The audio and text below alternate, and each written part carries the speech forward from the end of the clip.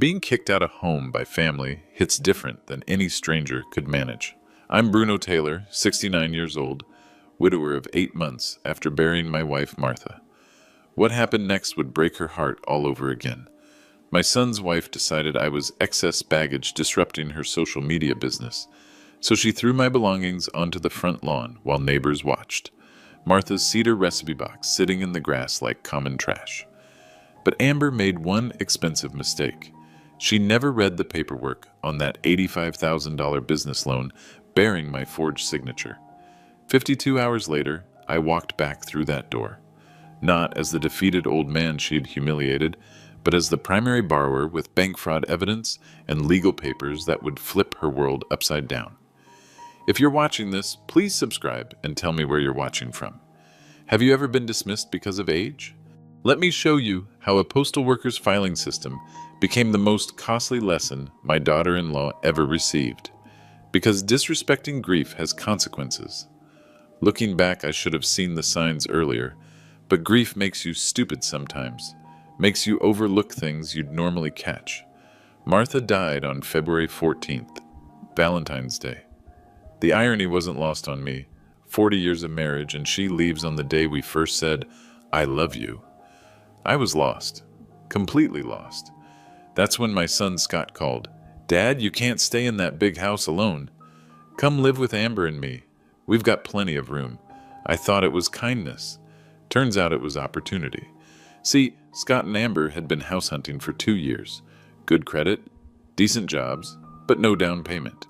Properties in Mesa County were going for $400,000, and they needed $80,000 down to avoid PMY. I had exactly $340,000 from selling the house Martha and I built together. Every nail, every board, every memory for 4 decades. But Scott was my only child, and I wanted him to have what Martha and I had, a real home. So I wrote the check. March 15th, 2023. $340,000 down on a colonial at 1247 Maple Street. Put Scott's name on the deed because it'll help build his credit. Dad? Seemed reasonable. The first incident happened 3 weeks after I moved in. I was making Martha's famous pot roast. Her recipe box was one of the few things I brought from the old house. Cedar wood, 40 years of handwritten cards in her perfect cursive. Amber walked into the kitchen, saw me crying over the recipe card. "Bruno, you need to move on. This whole dead wife shrine thing is getting weird." I looked at her. "Amber, I'm just making dinner. You're living in the past." It's depressing. Scott agrees. That hurt. But I kept quiet. Kept the peace. The second incident was worse. Memorial Day weekend. I was in the garage, organizing my tools. Old habit from 30 years at the Postal Service. Everything labeled, everything in its place. Amber burst in with her phone, filming herself. "Hey, Life Glow family!" So I'm trying to film my morning routine, but unfortunately we have a situation. Some people just can't respect boundaries when you're building an empire. She turned the camera toward me. "This is my father-in-law. He's struggling with some grief issues and doesn't understand that I need quiet space for my business." I was holding Martha's picture, just looking at it. "Amber, I wasn't making noise. The problem isn't noise, Bruno. The problem is energy. Negative energy affects my content." My followers can sense these things. I watched her post that video later. Boundary, issues grief, is not an excuse building empire. 2,847 views, 93 comments, most agreeing with her. That's when I realized what I was dealing with. Amber wasn't just insensitive, she was calculating. Everything was content. My grief was content. But I still said nothing. Scott seemed happy, and after losing Martha, I couldn't bear losing him too. I started keeping records instead. Old postal worker habit, document everything. Martha always said, "Bruno, keep your receipts." Best marriage advice I ever got. So I kept receipts, every conversation, every incident, every boundary crossed. I bought a small digital recorder, Sony model, $47 at Best Buy. Fits in a shirt pocket. I started carrying it everywhere in the house. Call it paranoia, call it preparation, but when someone treats your dead wife's memory like a business obstacle, you start thinking differently about family loyalty. You start thinking like the government employee you used to be. Methodical, careful, and always keeping documentation. Because in 30 years of postal service, I learned one thing. People lie. But paperwork doesn't. By July, I knew I had to make a decision. Stay and watch my wife's memory get monetized for social media content, or leave and lose my son forever. The financial reality was getting ugly. My teacher's pension was $2,100 a month. Social Security added another $1,847. After I paid Scott $800 for room and board, Amber's idea, I had $3,147 to cover everything else. My grief counselor cost $120 per session. Medicare didn't cover it. Dr. Patricia Williams at Mesa Valley Counseling had been helping me process Martha's death, but I was burning through $480 a month just to stay sane. Then there were my medications, blood pressure pills, cholesterol medication, the antidepressant Dr. Williams prescribed, another $290 monthly, even with Medicare Part D, car insurance, phone bill, personal expenses. By the end of each month, I had maybe $400 left. And that was before Amber started her new house rules. "Bruno, we need to talk about your financial contribution," she announced one Tuesday morning. She was setting up her ring light at the dining room table, preparing for another LifeGlow sales pitch. "I thought we agreed on $800, I said. "That was before I calculated the actual impact. You use more utilities, more wear and tear. Plus, there's the emotional labor of managing your situation." Emotional labor. That's what she called my grief. "What are you suggesting?" $1,200 starting next month. Plus, you handle your own food. I can't keep supporting someone who isn't contributing to the family vision. The family vision. Everything was a business plan with Amber. $1,200 would leave me with $1,947 for everything else. Impossible. But saying no meant being homeless. At 69, starting over wasn't really an option. I'd looked at senior living facilities. The decent ones started at $3,500 a month. Assisted living was $4,800. Both required wait lists and deposits I couldn't afford. That's when I made a decision that probably saved my life. I started really digging into Amber's business empire. See, Amber wasn't just selling LifeGlow supplements. She was recruiting, building what she called her downline. Every Tuesday and Thursday, she hosted opportunity meetings in our living room. I'd sit in the kitchen pretending to read, actually listening and recording everything. The numbers didn't add up. LifeGlow supplements sold for $89 per bottle. Amber claimed she was making six figures, but I watched the mail. I saw the credit card statements Scott left on the counter. In 6 months, she'd sold exactly $1,420 in products. After her 40% commission, that was $568 for 6 months of work. But she was spending money like she'd struck oil. New iPhone, $1,200. Professional camera equipment, $2,100. Ring lights, tripods, editing software, another $800, plus inventory. She'd bought $4,200 worth of LifeGlow products that were stacked in our basement, gathering dust. The math was brutal. She was losing roughly $6,000 every 6 months on her empire. That's when I found the business loan documents. I wasn't snooping. Scott left them on the kitchen table next to my coffee cup. Apparently, Amber had been approved for funding to scale her business to the next level. $85,000 from Mesa Valley Community Bank. 12% interest. 5-year term. But here's the kicker. The part that made my postal worker brain light up like a Christmas tree. Personal guarantee clause. Page 7, highlighted in yellow. If the business defaulted, the bank could go after personal assets to recover the debt, including real estate, including our house at 1247 Maple Street, the house I'd put $340,000 down on. And who was listed as the co-signer on that personal guarantee? Bruno Taylor, primary borrower. Somehow, some way, my signature was on that document. I didn't remember signing it, but there it was. Notarized on June 3rd, 2023. I sat in that kitchen for 2 hours, staring at those papers, trying to remember. Then it hit me. Father's Day, Amber had brought me a stack of insurance papers to sign, said it was to make sure I was covered under their homeowner's policy. I'd been distracted, grieving, trusting. I'd signed a personal guarantee for $85,000 without realizing it, which meant if Amber's pyramid scheme collapsed, and the math said it would, I was liable for every penny. They could take the house. They could take my pension. They could take everything Martha and I had worked 40 years to build. But it also meant something else, something Amber didn't realize. If I was the primary borrower, I had rights, legal rights, financial rights, rights that a 30-year Postal Service veteran knows how to use. August 12th changed everything. That was the day Amber decided to host her biggest LifeGlow opportunity presentation yet.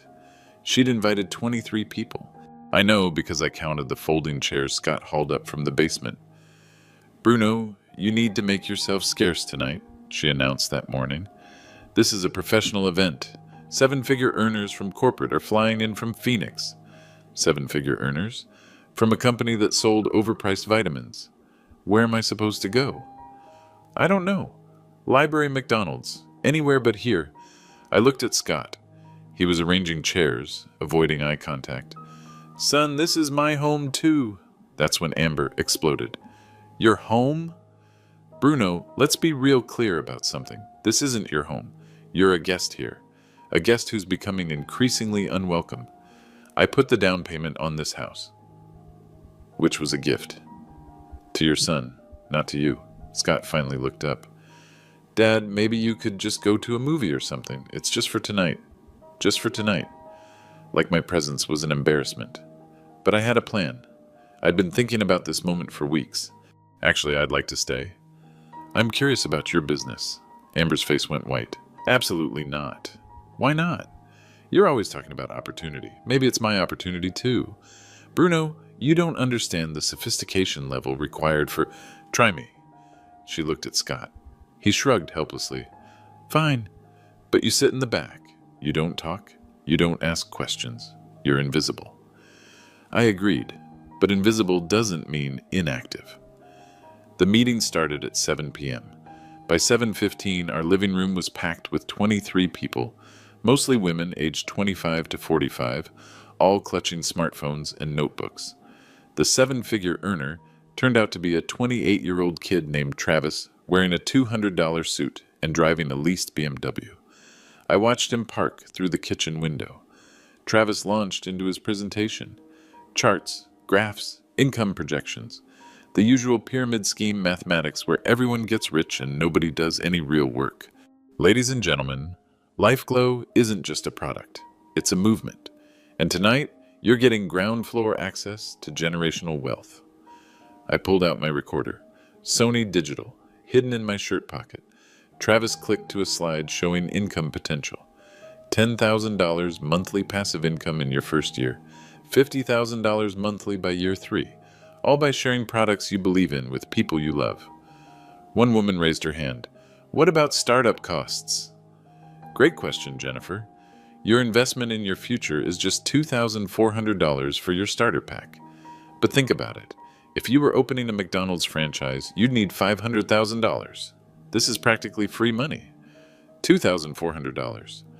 I watched faces around the room. These weren't wealthy suburbanites. These were working moms, retail employees, people struggling to pay rent. Amber stood up. "I want to share my personal story. 6 months ago, I was working a dead-end job, living paycheck to paycheck. Today, I'm building a 6-figure empire from my living room." Lie number 1. Amber had never worked a day in her life. Scott supported her completely. My first month, I earned $1,200. By month 3, I was at $3,000. Last month, I crossed $8,000 in pure profit. Lie number 2. I'd seen the bank statements. Her total LifeGlow earnings were $568. But the real transformation isn't financial, it's personal. I found my purpose, my mission, my tribe. That's when she gestured toward me. Even my father-in-law, who's been struggling with some personal challenges, has seen the positive energy this business brings to our home. Every eye in the room turned to me. 23 people staring at the old man in the corner. "Bruno has been so supportive of our journey. Haven't you, Bruno?" She was putting me on the spot, making me complicit in her lies. Actually, I said quietly, I have some questions about the math. The room went silent. Amber's smile froze. Questions? I stood up slowly. You said $8,000 profit last month. But I live here. I see the mail, the credit card statements, the inventory in the basement. Travis stepped forward. Sir, perhaps we could discuss this after... I'm curious about the $85,000 business loan. How does that factor into profit calculations? Amber's face went red. Bruno, you don't understand. I understand math. $85,000 borrowed, 12% interest. That's $850 monthly just in interest payments, before any principal. The room was deadly quiet. People were looking at each other, confused. I also understand that if this business fails, that loan comes due. All $85,000, plus accrued interest. Travis was packing up his laptop. Ladies, I think we should reschedule. And I understand personal guarantees, I continued. When the bank can't collect from the business, they collect from the guarantor's personal assets. Amber was shaking with rage. Bruno, you need to stop talking. Including real estate. Including this house. Including the $340,000 down payment that came from selling my wife's home. 3 women got up and left. Then 5 more. Within 2 minutes, 15 of the 23 attendees had walked out. Travis grabbed his materials. Amber, I'll call you tomorrow. We'll reschedule when you have your situation under control. After everyone left, Amber stood in the middle of the empty living room surrounded by folding chairs and abandoned LifeGlow brochures. You just cost me $57,600 in potential signups. I just saved 23 people from financial disaster. Scott, are you going to let your father talk to your wife like this? Scott looked at both of us. For a moment, I thought he might stand up to her. Instead, he said, Dad, that was really inappropriate. That's when I knew.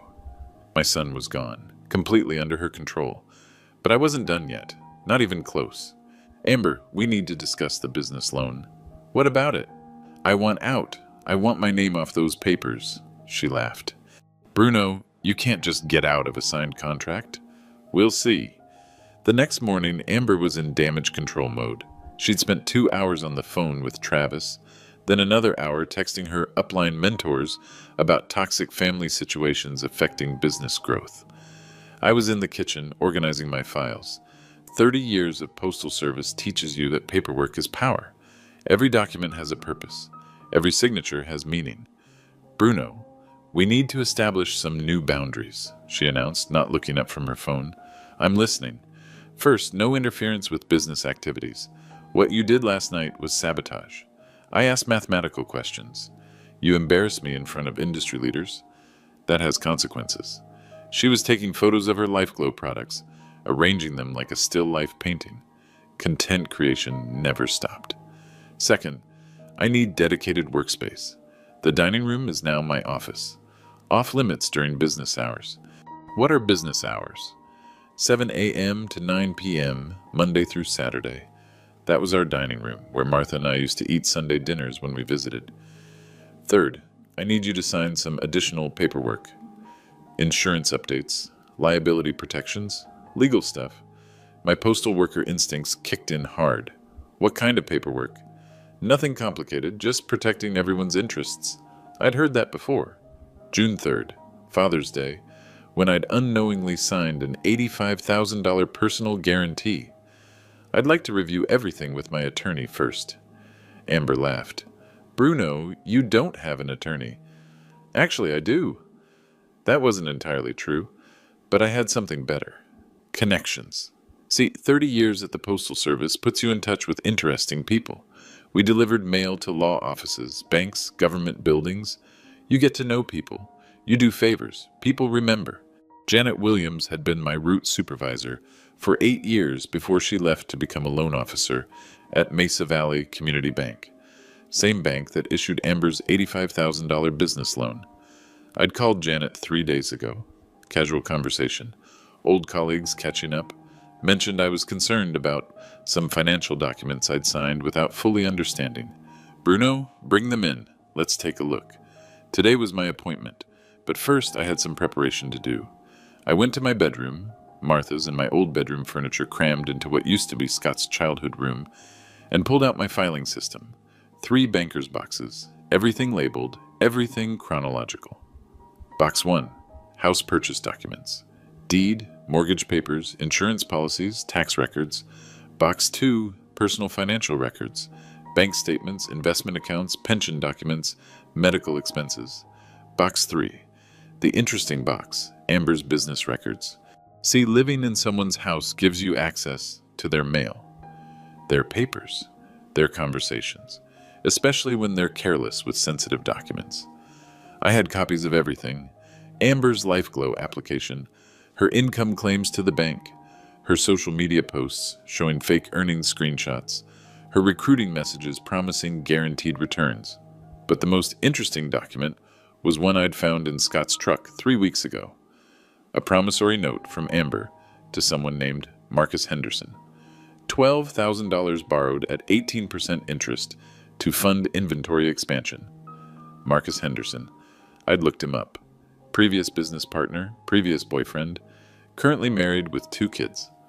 Amber was borrowing money from her ex to fund a business that was already $85,000 in debt. This was bigger than just MLM stupidity. This was fraud territory. I loaded everything into my truck. 2019 Ford F-150, license plate GRAMPS1, Martha's last gift to me before she got sick. The drive to Mesa Valley Community Bank took 12 minutes. I'd timed it yesterday. Janet was waiting in her office. Professional blazer, reading glasses, the same efficient smile I remembered from the Postal Service. Bruno, you look good. How are you holding up? Some days better than others. I can imagine. 40 years with Martha. That's rare these days. She gestured to the chair across from her desk. So, tell me about these documents you're concerned about. I opened the first banker's box. Janet, I think I might have been deceived into signing something I don't understand. Show me. I pulled out the business loan agreement. $85,000. Personal guarantee. My signature on page 7. Janet put on her reading glasses and studied the document carefully. Her expression changed. Bruno, when did you sign this? That's the problem. I'm not entirely sure. August 18th, 3:45 p.m. The day everything exploded. I was coming back from my meeting with Janet Williams. The news was both better and worse than I'd expected. Better because Janet had found some irregularities in the loan documentation.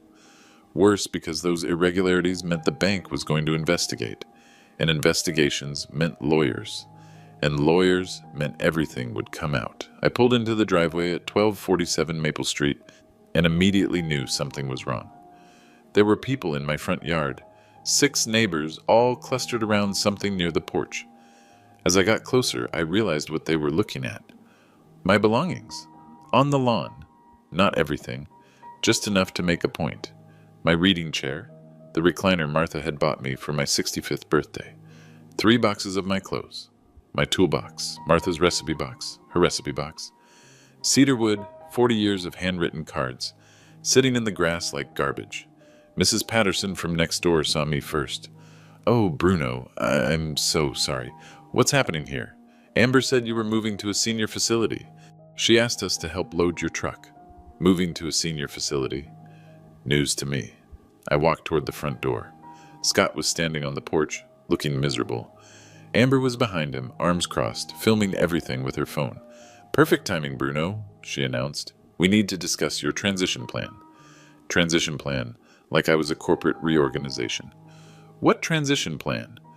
You're obviously not happy here, and frankly, your negative energy is affecting my business growth. I've researched some excellent senior living options. She was still filming. I could see her screen. She was live streaming to her Instagram followers. Amber, turn off the camera. This is my story to tell, Bruno. My journey, my growth process. Mrs. Patterson touched my arm. Bruno, did you know about this? Before I could answer, Amber stepped forward. Bruno has been struggling with some behavioral issues since his wife passed. Grief can manifest in destructive ways. We're trying to get him the professional help he needs. Behavioral issues, destructive ways. She was painting me as mentally unstable. On social media, in front of my neighbors. The truth is, she continued, speaking directly to her phone camera, sometimes loving someone means making hard choices, even when they resist what's best for them. That's when I saw the real plan. This wasn't about senior living. This was about removing me from the house before the bank investigation started, before questions were asked about the business loan, before anyone realized I had financial rights. "Scott," I said quietly, "is this what you want?" My son couldn't look at me. "Dad, maybe it would be better. You'd have people your own age, activities, professional care. Like I was dying. "What if I don't want to leave?" Amber laughed. "Bruno, you don't really have a choice. This is our house, our life. You're disrupting our future." "Our house?" I put $340,000 down on this house, which was a gift to your son, not a rental agreement. The neighbors were listening to every word. Mrs. Patterson, Mr. Chen from across the street, the Johnson family from the corner house, people I'd known for 8 months, people who'd brought casseroles after Martha died. "Bruno," Mrs. Patterson said gently, "maybe we should talk privately." "No," I said. "This should be public." "Amber wants it public." I gestured to her phone, still recording. "Let's talk about the business loan, Amber." "The $85,000 loan." Her smile faltered slightly. "Let's talk about who's actually liable if your pyramid scheme collapses. Bruno, you're having an episode. Let's talk about the personal guarantee. The one that puts this house at risk." Scott looked up sharply. "What personal guarantee?" "The one your wife had me sign on Father's Day. The one that makes me responsible for $85,000 in business debt." "That's not," Amber started. "I just came from the bank, Amber." Mesa Valley Community Bank. "Janet Williams, the loan officer, has some interesting questions about signature irregularities." Now Amber looked genuinely panicked. "Bruno, you're confused. The grief medication sometimes causes—" "I'm not on grief medication. I stopped taking antidepressants 2 months ago." That was news to everyone, including Scott. But more importantly, Janet Williams is reopening the loan file. Full investigation. They want to interview everyone involved. "Bruno, you need to leave. Now." Amber's voice was shaking. "Actually, I don't think I do." I pulled out my phone. Not a smartphone like everyone else. Just a basic flip phone Martha had bought me 3 years ago. But it had Janet Williams' direct number programmed in. "Janet, it's Bruno Taylor. Yes, I'm at the house now. Yes, exactly what we discussed." I could see Amber calculating, trying to figure out what Janet and I had discussed. "She wants to know if you'd like to meet tomorrow morning, 9 a.m., to review the business loan documentation." "Bruno, hang up the phone." She also mentioned something about FTC compliance. Apparently there are regulations about income claims in multi-level marketing. "Hang up the phone. And Janet's very interested in your social media posts, the ones claiming $8,000 monthly income. She'd like to see bank statements that support those claims." Amber lunged for my phone. I stepped back. "She'll email you the formal request tonight." I closed the phone. The neighbors were staring. Mrs. Patterson looked confused. Mr. Chen was taking notes. The Johnson kids were filming with their own phones. "Scott," Amber said, "call the police. Your father's having a mental health crisis." "Actually," said a voice from the street, "someone already did." Officer Martinez was walking up the driveway. Badge number 2847, Mesa County Sheriff's Department. I delivered mail to the courthouse for 15 years. I knew most of the deputies. "Good afternoon, folks." We got a call about a disturbance. "Officer, thank God," Amber said. "This is my father-in-law. He's been acting erratically since his wife died. Today he's refused to leave our property, and he's making threatening statements about our business." Officer Martinez looked at me. "Mr. Taylor, is it? I remember you from the courthouse route. How are you holding up?" "I've been better, Marcus. But I'm not having a mental health crisis." "What's the situation here?" "My daughter-in-law is trying to remove me from a house I have financial interest in. She's claiming I agreed to move to senior living, but I never agreed to anything." "It's his son's house," Amber interjected. "Actually," I said, "it's more complicated than that." I pulled out my copy of the loan documents. Officer Martinez, I'm listed as the primary guarantor on an $85,000 business loan secured against this property. The bank is investigating potential fraud. Until that investigation is complete, removing me could be considered tampering with evidence. Martinez studied the papers. Ma'am, did you know about this business loan? Of course I knew. It's my loan. But you're not listed as the primary borrower. Amber snatched the papers from his hands. Her face went white as she read page 7. This can't be. Ma'am, Bruno isn't supposed to be the primary anything. Officer Martinez looked at me, then at the belongings scattered on the lawn. Mr. Taylor, whose stuff is this? Mine. My deceased wife's recipe box is over there in the grass. Martinez walked over to the cedar box, picked it up carefully. Ma'am, I think we need to slow this whole process down.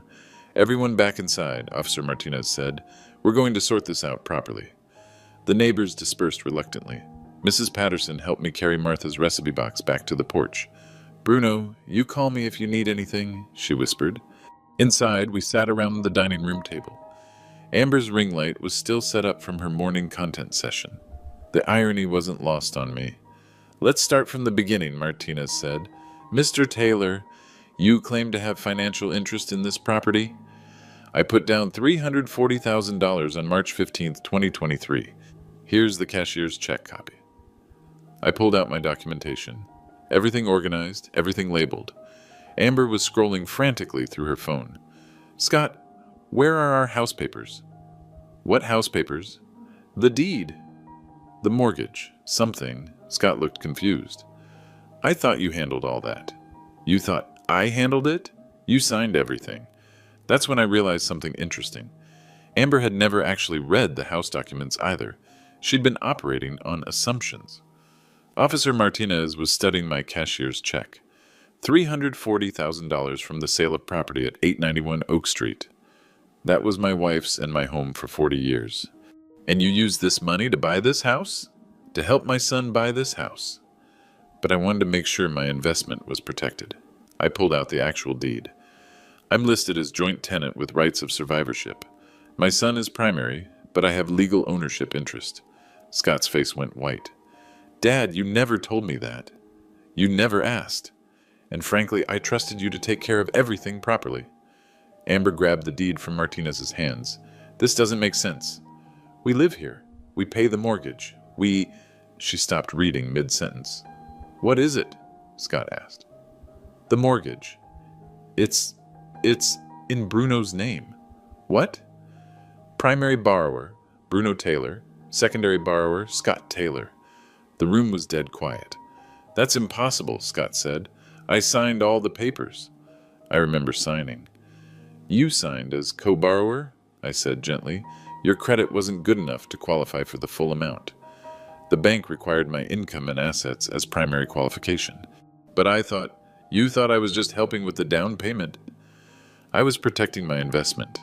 Officer Martinez was making notes. So legally, Mr. Taylor, you're the primary owner and primary borrower on this property?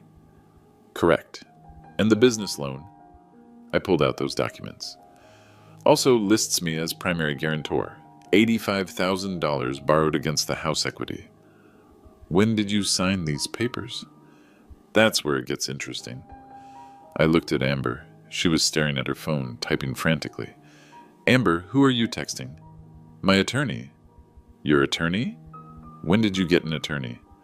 I retained legal counsel when you started making threats about the business. Officer Martinez looked up. What kind of threats? I never made threats. I asked questions about a loan I didn't remember signing. I pulled out my final document.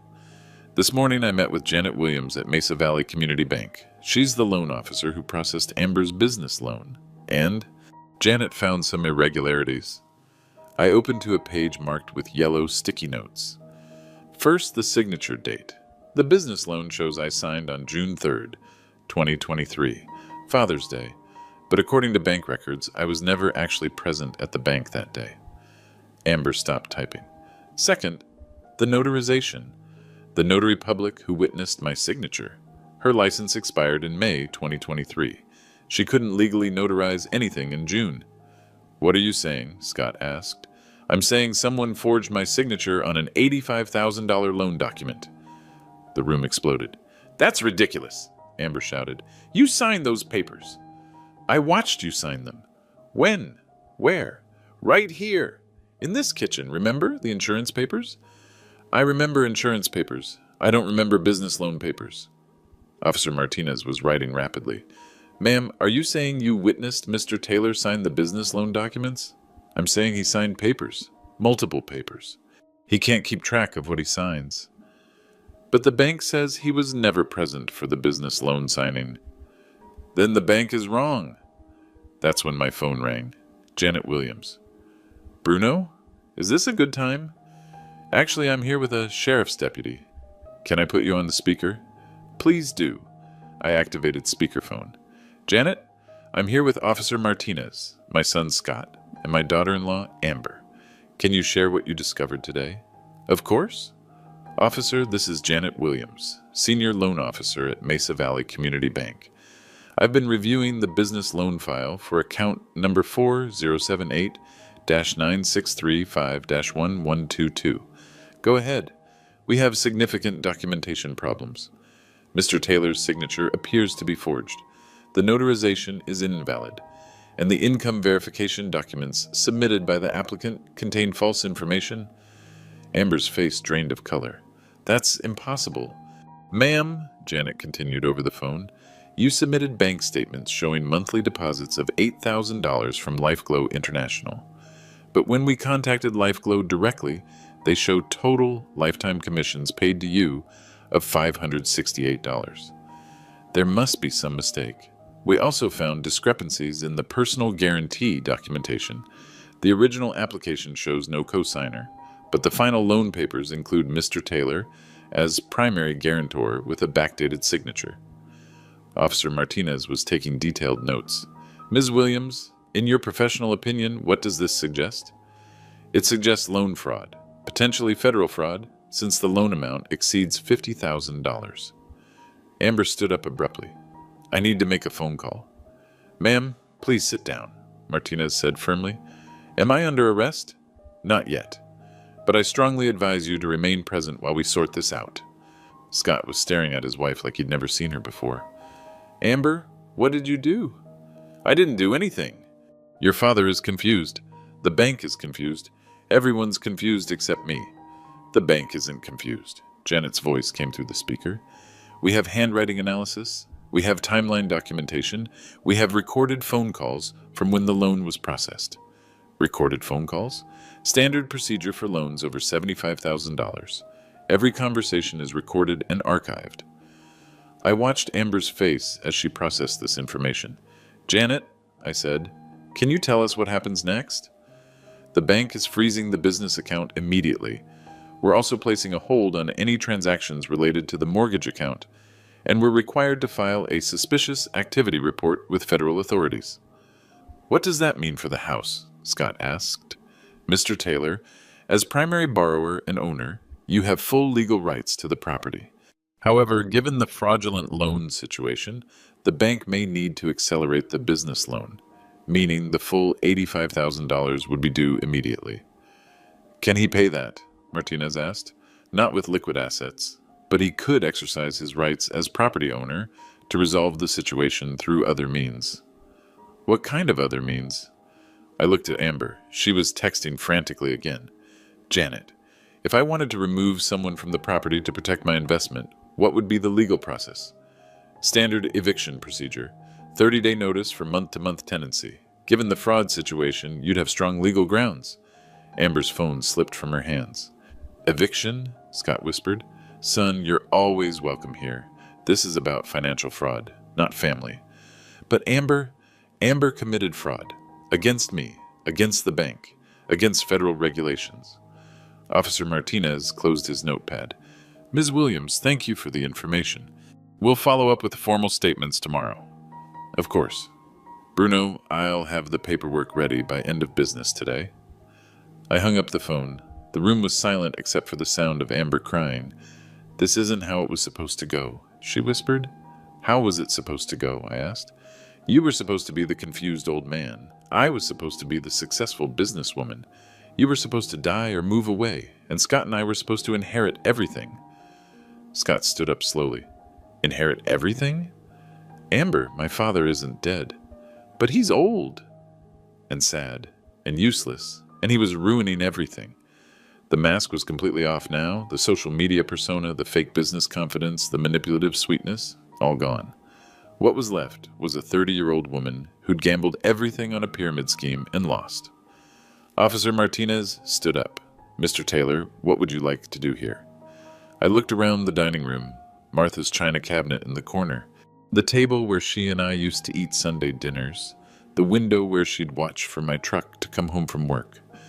I'd like to file a formal complaint about the loan fraud. And the property situation? I'll handle that through proper legal channels. I turned to Scott.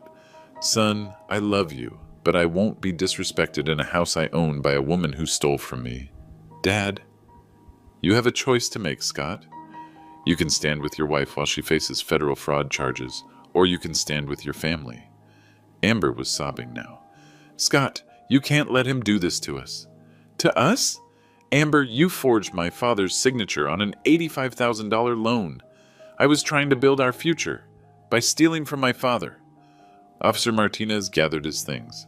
I'll file the initial report tonight. Mr. Taylor, someone from the fraud division will contact you tomorrow. After he left, the three of us sat in the dining room under Amber's ring light. What happens now? Scott asked. I pulled out my phone and called Janet Williams back. Janet, it's Bruno. I'd like to proceed with the eviction paperwork. How soon do you need it? I looked at my watch. 5:15 p.m. Tomorrow morning. I'll have everything ready by 8 a.m. Amber looked up from her hands. 52 hours. What? You said 52 hours in your opening. It's been exactly 52 hours since you left this house. I smiled for the first time in months. Martha always said I was good with numbers. 9:47 a.m. August 20th. I pulled into the driveway at 1247 Maple Street in my blue Ford F-150, license plate GRAMPS1. But this time, I wasn't alone. Janet Williams sat in the passenger seat, briefcase full of legal documents. Behind us, Officer Martinez followed in his patrol car, and behind him, a white van from Pinnacle Process Serving. 52 hours and 2 minutes after being humiliated on my own front lawn, I was returning as the legal property owner with federal fraud evidence and an eviction notice. The front door opened before we reached the porch. Scott stepped out, looking like he hadn't slept in 2 days. Dad, we need to talk. We can talk after the paperwork is served. Please, she's not handling this well. Through the window, I could see her pacing in the living room, phone pressed to her ear, still trying to find a way out. Janet Williams stepped forward with her briefcase. Mr. Taylor, shall we proceed? Let's do this properly. Officer Martinez joined us on the porch. Behind him, the process server, a professional-looking woman in her 40s carrying official county documents. Scott, please call Amber outside. Dad, son, this is happening whether she comes out or we go in, but she should receive this with dignity. Scott disappeared inside. We could hear raised voices, then crying, then more raised voices. Finally, Amber appeared in the doorway. Her Instagram-perfect appearance was gone. No makeup, hair unwashed, wearing yesterday's clothes. Bruno, please, we can work this out. We tried working it out. You chose fraud instead. The process server stepped forward. Are you Amber Nicole Taylor? Yes. I'm serving you with multiple legal documents. She handed Amber a thick envelope.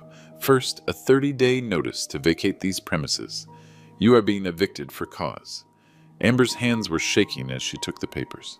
Second, a subpoena to appear before Mesa Valley Community Bank regarding fraudulent loan documentation. Another envelope. Third, notice that you are under federal investigation by the Federal Trade Commission for violations of multi-level marketing regulations. A third envelope. And finally, notice that criminal charges are being filed for loan fraud, identity theft, and forgery. The fourth envelope was the heaviest. Amber sank down onto the porch steps. This isn't happening. Janet Williams opened her briefcase.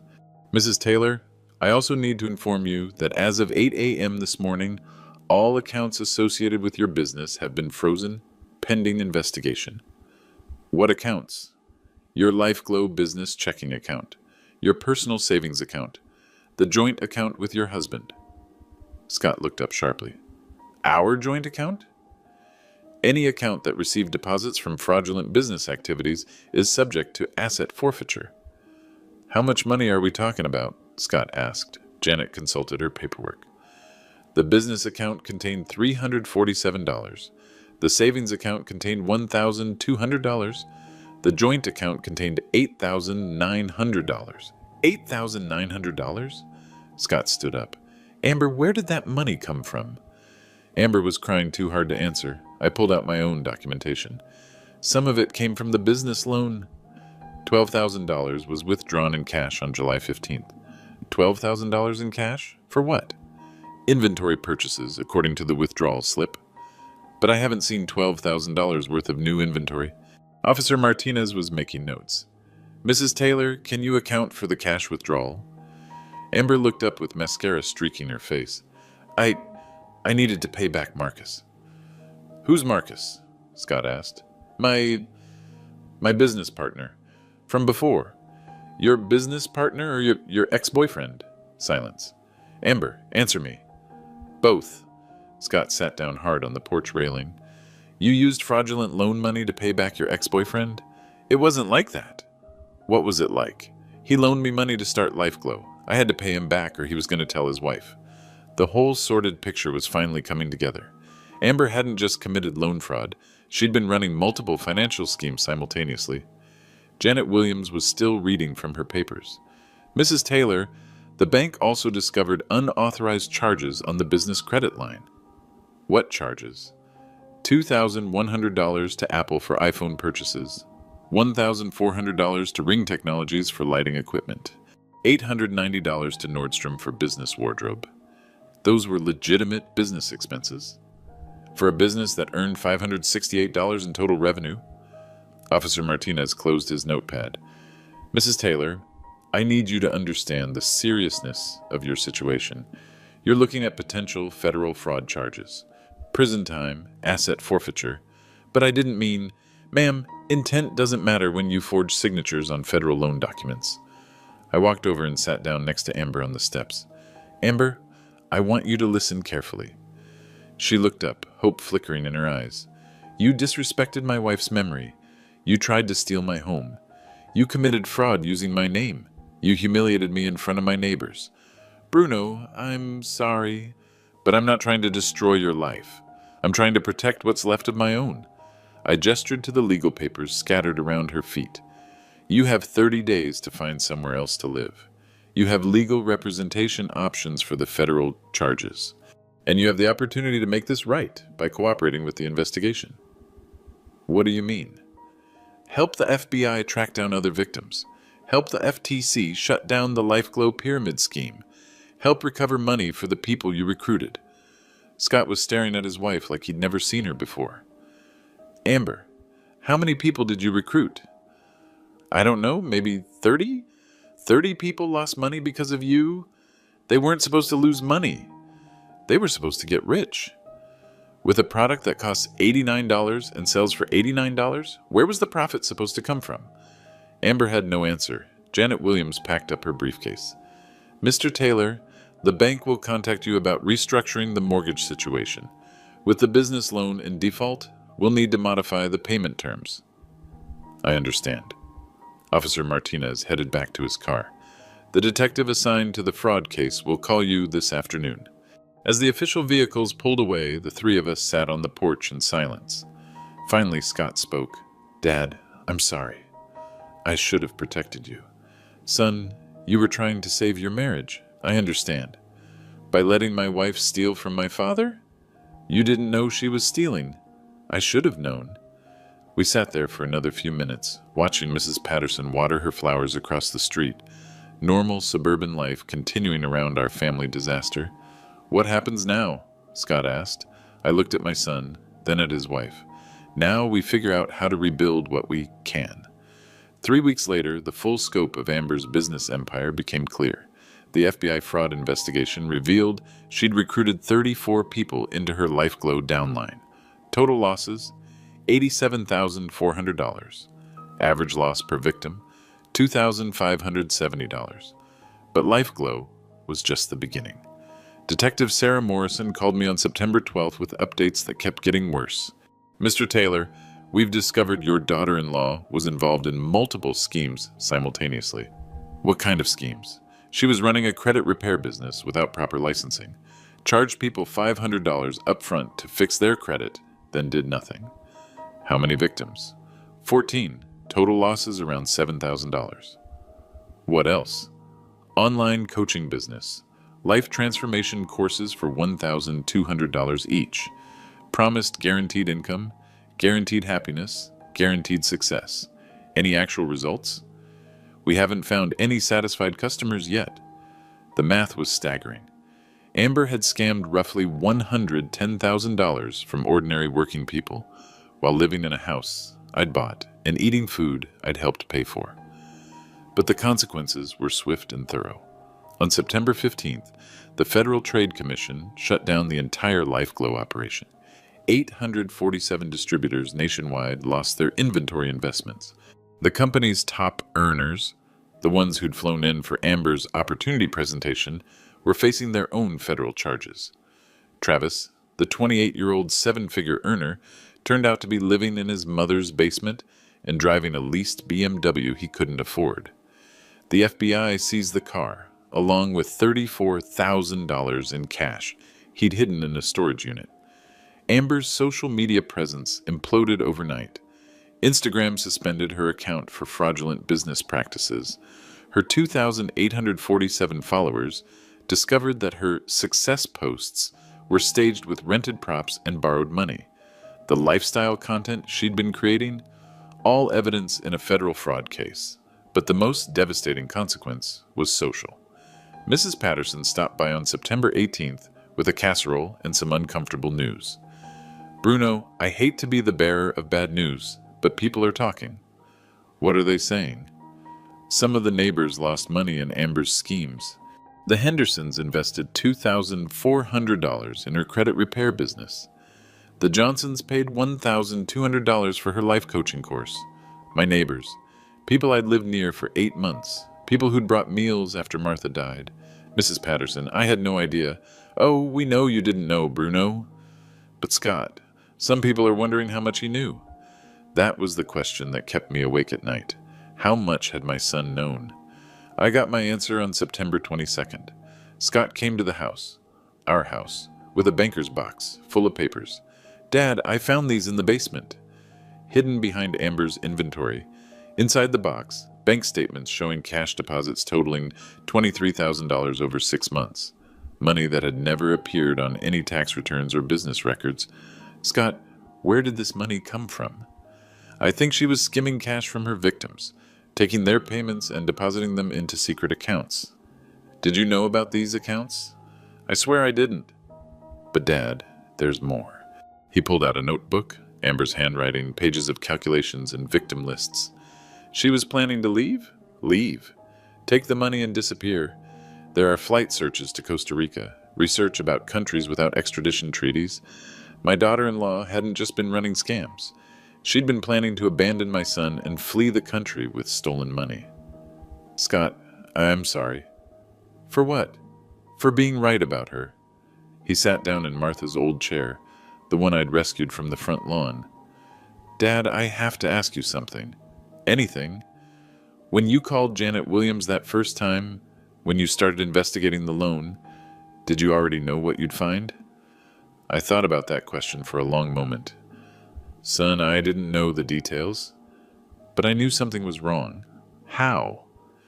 30 years of postal service teaches you to spot fraud, the inconsistencies, the stories that don't add up, the desperation disguised as confidence. You could have told me.